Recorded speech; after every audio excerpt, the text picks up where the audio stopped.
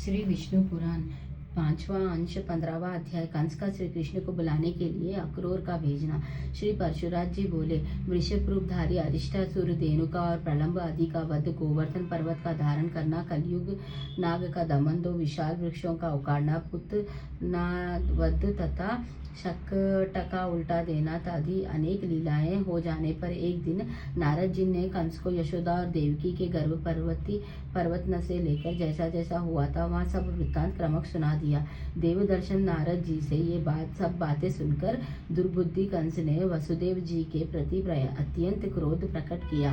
उसने अत्यंत कोप से वासुदेव जी को संपूर्ण यादवों की सभा में डांटा तथा समस्त यादवों की भी निंदा की और यह कार्य विचारने लगा, हे अत्यंत बालक, राम और कृष्ण जब तक पूर्ण बल प्राप्त नहीं करते हैं तभी तक मुझे इन्हें मार देना चाहिए, क्योंकि युवावस्था प्राप्त होने पर तो ये अजय हो जाएंगे। मेरे यहाँ वहाँ वीरशाली चनोर और महाबली पुष्टिका जैसे मल्ल है। मैं इनके साथ मल्ल युद्ध कर उन दोनों दुर्बुद्धियों को मरवा डालूंगा। उन्हें महान धनुर्यज्ञ के मिस्से से वज्र से बुलाकर ऐसे ऐसे उपाय करूंगा जिससे वे नष्ट हो जाएं।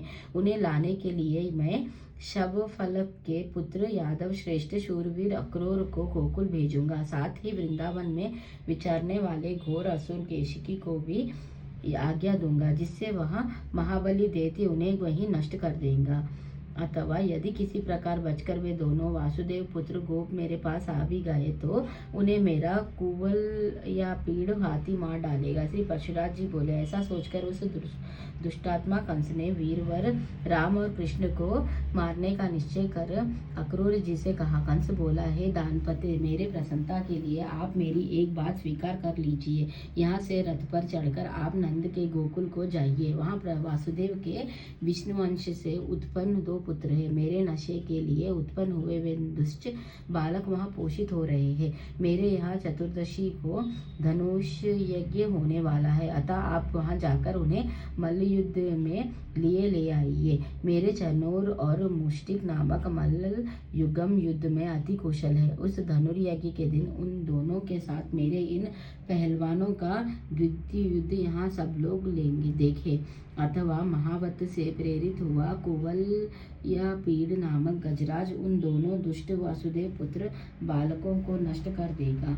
इस प्रकार उन्हें मारकर मैं दुर्मित वासुदेव, नंद, गोप और इस अपने मंदमती पिता उग्रसेना को भी मार डालूंगा। तदंतर मेरे वधी की इच्छा वाले इन समस्त दुष्ट गोपों की संपूर्ण गोधन तथा धन को मैं छीन लूंगा। हे दानपते, आपके अतिरिक्त ये सभी यादवगण मुझसे द्वेष करते हैं, अतः मैं क्रमश इन सभी को नष्ट करने का प्रयत्न करूंगा।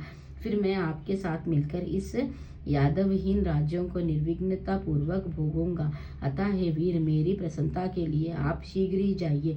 आप गोकुल में पहुंचकर गोप गणों से इस प्रकार कहें, जिससे वे महिष्य, भैंस के घृत और दधि आदि उपहारों के सहित शीघ्र ही यहाँ आ जाइए।